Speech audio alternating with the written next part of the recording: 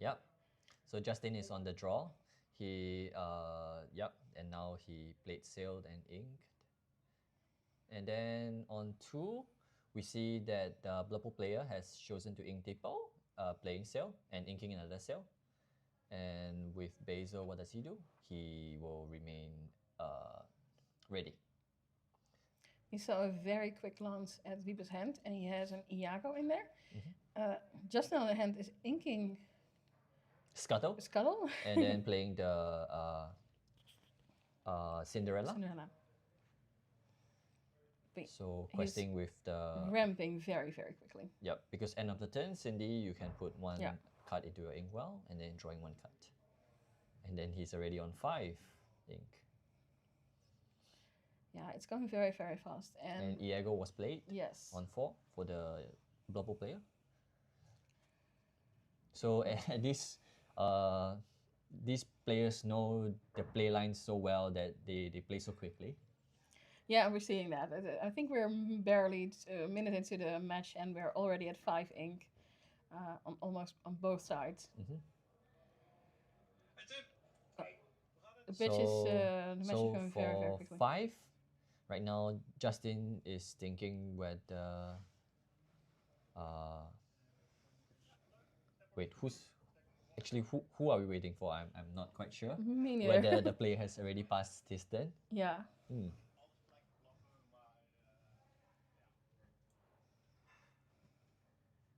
Okay.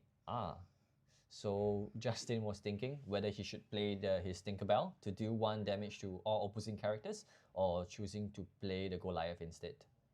So he has taken this playline. So for Goliath, it's the first time we're seeing for this tournament.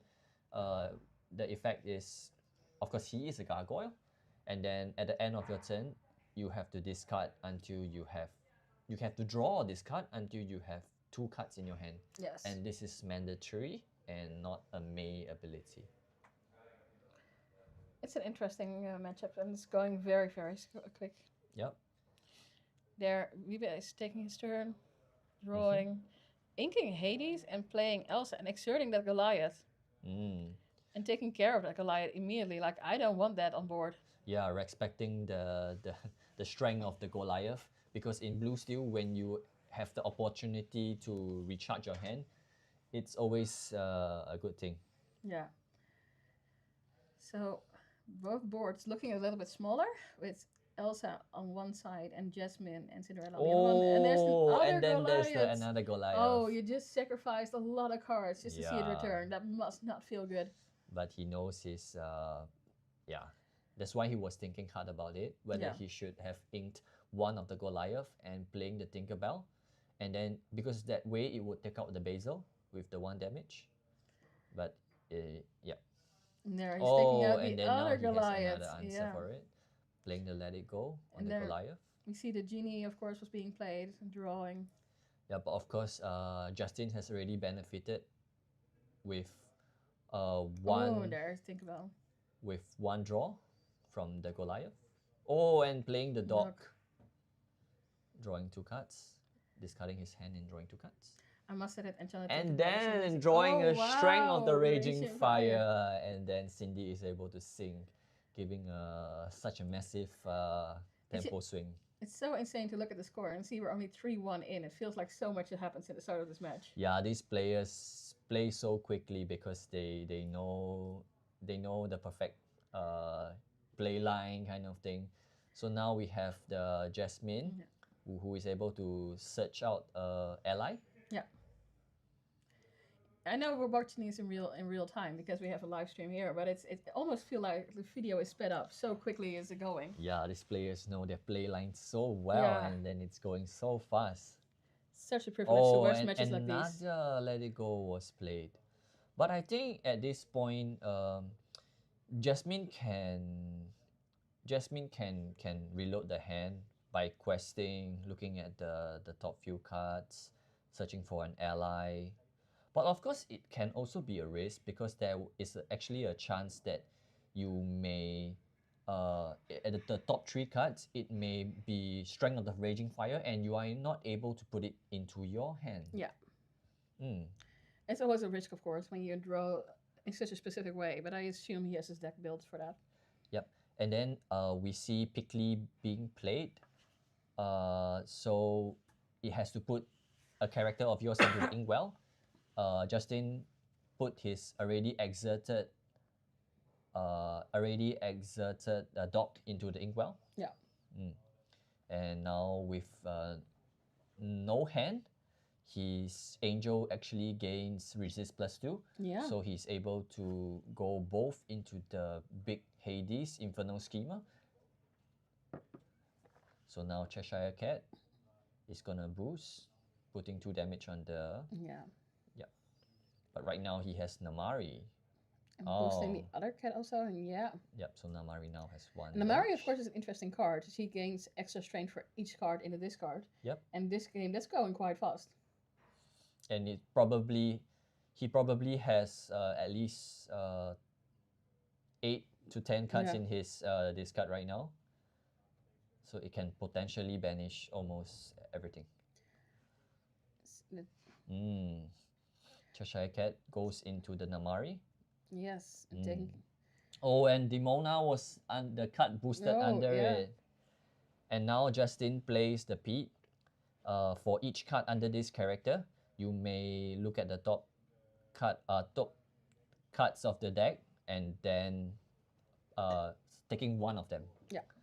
And also came down from Pluto and another dock, I think, or not? No, not dock. It's a dock. It's a dock, okay. Yeah. It's Pluto, of course, also a very interesting card to play if you have so many steel characters on board. At this point of time, he can keep filtering with the Pete, because what are you gonna do as the Blurple player? He has to challenge with the Cheshire Cat and the Tigger into it. And it's already 8-3. It's going very quick right now. Another Namari. So Namari on play, there's a draw 1, discard 1 effect. Yes. It makes a lot of sense to discard the Tipo when you're this far into the merge.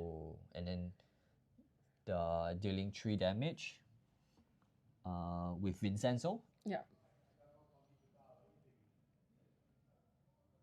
Yep, so the Blurple player has scooped because the board is too wide for the Blurple to remove. Justin just ran so quickly with that, Sapphire Steel deck. It's interesting because even with 2 Let It Goes being played, and he still manages to go so wide, and the way that Justin shuffles is so therapeutic. I don't know if is it? I don't know if I'm able to shuffle this quickly. I mean, I also would be worried for my cards in that sense if I shuffle them like that. So, who do you think is the on the card sleeves of Justin?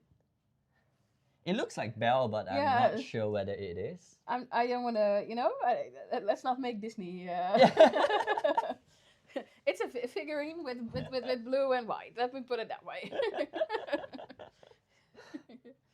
Yeah. So we're going into game 2. Yes. And right now, the Blurple player, since he has lost the first game, I would suppose that he wants to go on the play. Yeah, let's assume that Wiebe wants to start. That would make a lot of sense, especially if you're not playing any underdog cards, which is not normal in Blurple. So. Yep. Cutting the decks, hopefully. And there we almost are ready to go.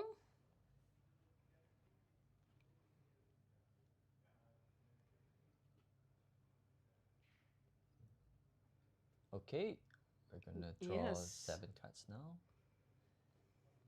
I think it's also quite interesting to see the techniques of today, like how people draw 7 cards. Did you see he formed a smile with like 7 cards? I think we see a lot of technique today, from the half circuit to the smile. I think I need to do more with those kind of things. So the Weber has put mulligan 3 cards back into his deck. Justin only mulling 1.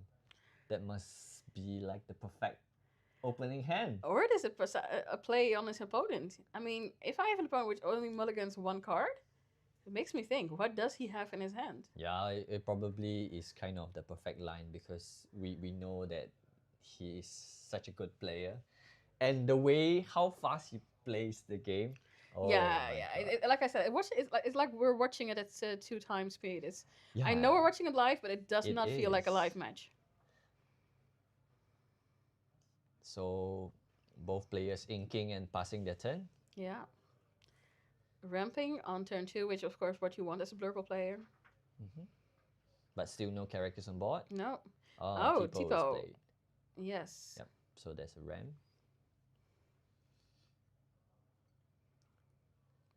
Inking Rafiki. And there goes Genie to playing get some draw. Genie. Will we see the Pickly?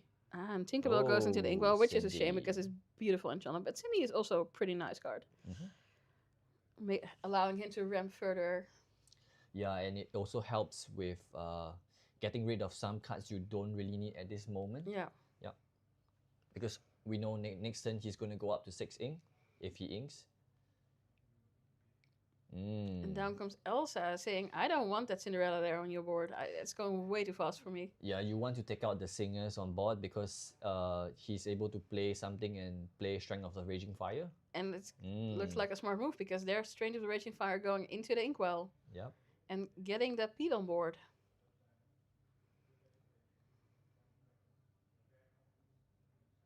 The Mona is going into the ink. Will we? So we will see, Cheshire. And boosting immediately and moving the damage to Tipo, getting rid of that card. And let it go onto the other card. Yep. You want to not let the blue steel player build up his board because then that would do more damage with the Strength of the Raging Fire. Weeb is showing that he learned from that first round and saying, we're not going to do that again. I'm going to do it another way, other way around this time. So for 7, Justin plays the Vincenzo, dealing 3 damage to the Elsa, taking it out. There you go, and there goes Hades. On the Vincenzo. And Justin is already on 10 ink, right now 11. For 4, what is he going to play? Is it another Cindy? Oh. First, he deals 4 damage with the Thunderbolt. Yes. And then for 2, he plays Dog. And passing.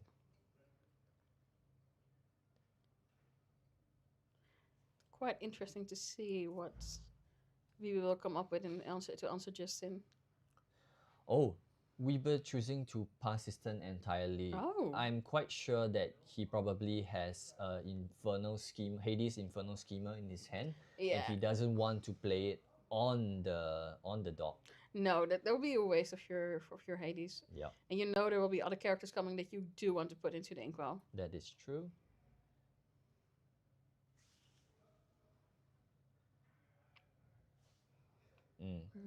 So it's like I thought, and now it's the Hades on Hades game. So the question is, will there be another Hades? And no, the Jasmine is coming down. Jasmine. And what do we have? What does Weaver has in his hands? Does he have an answer for the Pete, the Cinderella, and the Jasmine? So Justin is respecting the Cheshire Cat by not questing his his Cinderella or his dog, because then in that case you can move damage. You can banish, you can attack it and then banish it. Moving damage, of course. There goes cards into the Inkwell with Let It Go. Oh, Let It Go. Double Let It Go. And I think I bet right now he's counting how many Let It Go does he have in there. Yeah. So right now, let's see what he get with the sail. That's not too bad. Could have been worse if you draw a card with sail. And Guidebook was under it. In this matchup, as the Blurple player, you kind of want to have more card advantage as compared to your Blue Steel player. So having the Guidebook under your Cheshire Cat is not a good thing. I mean, that's the fun and the thing about boosting, but also the risk for boosting. You know, you never know what you're going to put on it there. It might have been just the card you needed. That is true. And right now, Justin has finally started to gain lore. So questing for 4 with Vincenzo and Cinderella. But Weber is already on 10. We will see what will he do during this turn. It's I I think the score might be okay. Um, we're having a small delay, I think. Yeah, we're catching up again. So right now we see the Cinderella was removed. We just have the two Vincenzo, and there is another, I think, Tipo on board.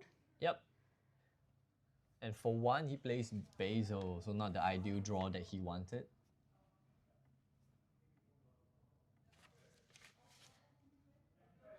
Oh, and he scoops because there's no way that he can. Justin scoops because he does not have a way to answer the questers on Weaver board. And now we are going into game 3. Yes.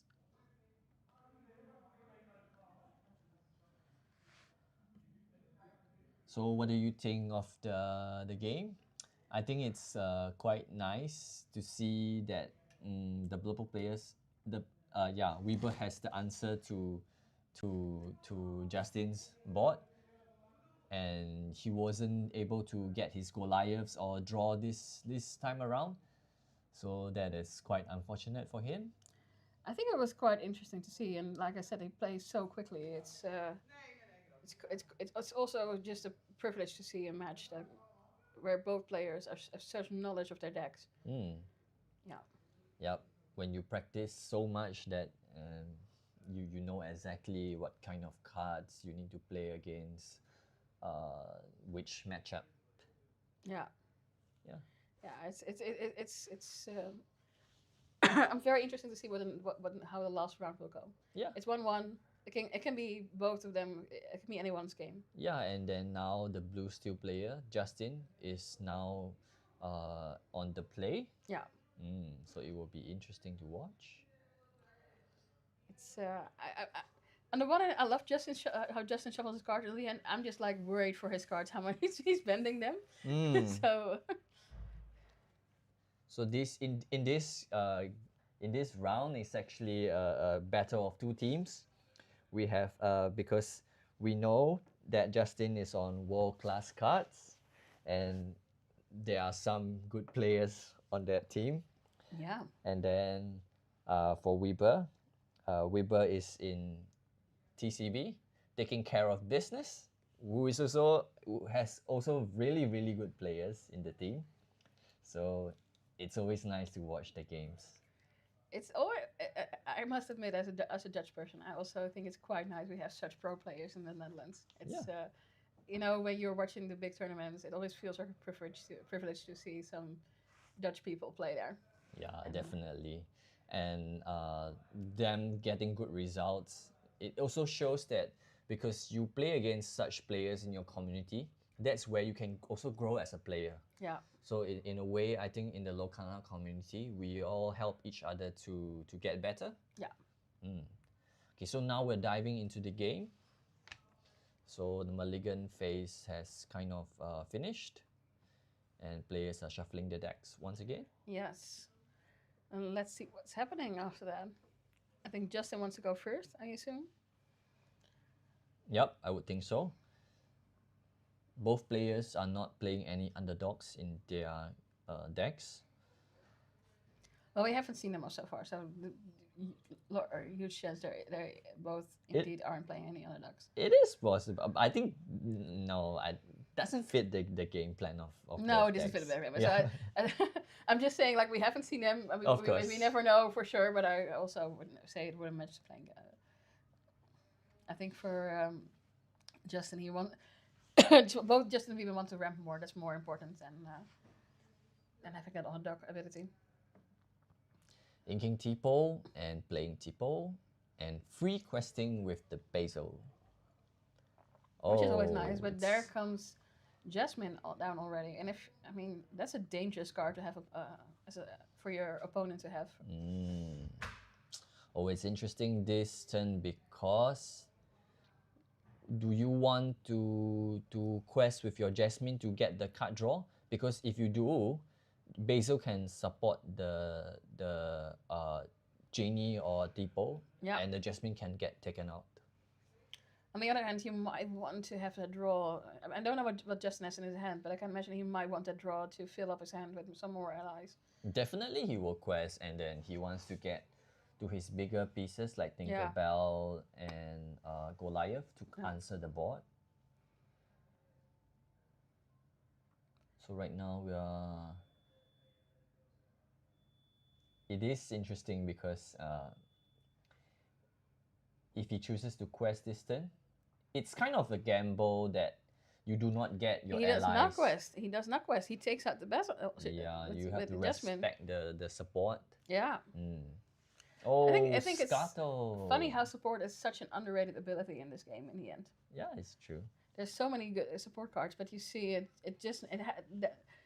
we've never really seen a support deck up to now, really. But I think it's more towards like you having a bit of it in your deck to kind of answer kind of lock the board. Yeah. Will we see Goliath? No, but I think that's what you mean. We slowly start seeing those support cards getting into decks. Yep. So right now, Scuttle has Ward. Yeah. It cannot be chosen by actions or abilities. So how is the Blurple player, Weber, going to answer it? Because even if you challenge with your Elsa and your Genie, it can't take out it. Oh, now we have the answer. Demona is being played. Yeah. And then each player drawing up to 3 if they have it. If they have lesser. Questing or no? Thunderbolt. He's singing. He sings Thunderbolt. He sings. And then putting 1 damage with the Tinkerbell. Yeah. It's interesting because now Demona can't banish the Scuttle. Yes. Maybe that's also like I've got used what I wanted to, and it's also let's not forget it's 2/7, so he's also like I need to start removing stuff. Oh, yep. So. So Let It Go was being played on the Tinkerbell. I mean, Tinkerbell is not a card to be underestimated still. Now choosing to quest. Because now it's the Blue Steel player, Justin, that has to answer. There goes the Mona into the Inkwell, saying, I don't want a card anymore. But of course, he still has quite enough cards on board. So now it's back to the Weber to answer the Scuttle. I'm not quite sure what the card is. Genie, he drew for Genie. Genie, yeah. Sometimes the Lightfall is just a bit much. It happens. It happens. Yep. And now we're waiting. He has 4 more ink with 3 cards in hand.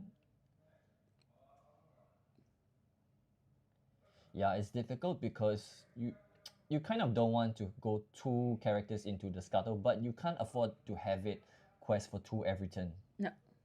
He's going to look at what he has with the other Genie, and he did not get any removal, so... He's like, I'll just sacrifice this. Now with Basil on the board, it kind of makes it different. Yeah. Because Basil can support. But there comes down a lot of cards from Justin. With Cinderella and the Goliath. So the sequencing of this was that he drew up to until 2 cards in his hand because his hand was empty. And then he activated Cinderella's ability to put 1 more card into the Inkwell and then drawing a card. Which is very, very smart. Talk about optimizing the cards you're going to play. And right now it's 6:15, so... But now it's like, how do you answer so wide of a board with 2 Genies on board? Dumbo, Iago... Oh... Let's see, what does he get? Oh, he has to gamble on the dog. He has to get the strength this turn. Otherwise, it should be game, rather. Yeah. And he does get the Thunderbolt. Yes. Where is... Yeah. Yep. He's questing for a lot, but is it enough? Does Justin also has Lethal on board? Let us see. 1, 2, 3, 4, 5, 6, 7, 8. 9. No, he doesn't have Lethal on board. Mm. Neither of them have, so... Oh, sorry, it's 8, I think. It's 8, yeah. my bad. He can go up to 18 this turn, but with Weber, he can go up to 19 this turn if he chooses to quest with all his characters. There comes down the Hades. Hmm. Which is quite an issue because if you want to remove something, He'll you need to remove probably even let more. him draw at this point, I think. But it does bring you give an issue, you know. If he quests with all 4, then he's at 19, and you need to wait to exert or remove the Hades. And exerting, of course, not really an option. So you need to either have a let it go, you need to, or some sort of removal to take care of that Hades. Oh, 7 ink. We see it. It's another Hades, and I think it should be gained by this point. I mean, what are the outs of Justin? I don't think there's any form of board wipe that can get rid. I think he's searching for something. He has to answer the evasives. Ah, yes, Angel. Okay, so down. No, it's game. It's yeah. game. Such an interesting match to watch.